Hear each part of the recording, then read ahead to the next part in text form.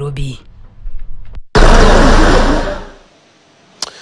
Kwa kweli ni hali ya kuhuzunisha, lakini ndiyo mabadiliko ya tabia nchi, athari zake hizo katika eneo la Naivasha.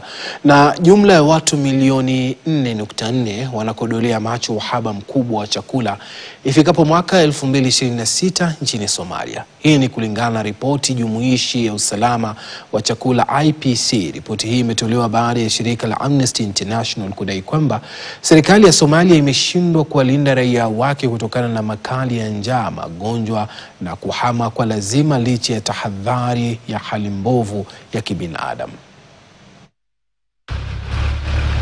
Ukame na mafuriko yameacha familia nyingi katika eneo la kusini na kati mwa Somalia katika hali ya dharura. Ukosefu wa mvua umesababisha kupanda kwa bei ya chakula nchini humo.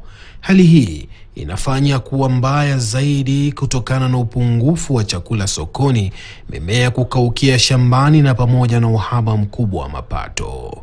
Kulingana na takwimu za ripoti jumuishi ya usalama IPC zinaonyesha kwamba hali hiyo imechangiwa na kiwango kikubwa cha mabadiliko ya hali ya anga. Today the situation is once again alarming.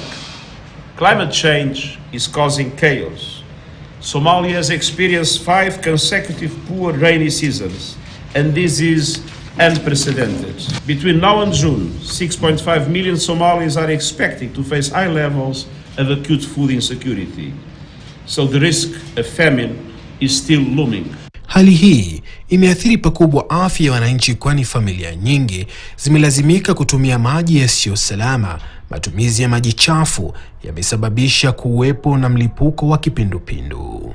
Wagonjwa hawapati huduma za matibabu kutokana na kuzorota kwa vituo vya afya.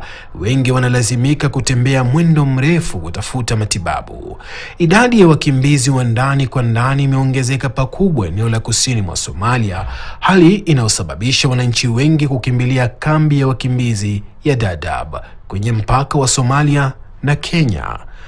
Wadadisi wa masuala ya haki za binadamu wanahoji kwamba wakati uhaba huo wa chakula ulivyotangazwa kuwa janga la kitaifa, viongozi nchini Somalia wangeweka mikakati kabambe kujumuisha rasilimali ili kuwakinga wananchi wake, ikiwa ni pamoja na kutafuta msaada kimataifa. Tuelekee Kwale. Michemi za maji moto katika eneo bunge la Lungalunga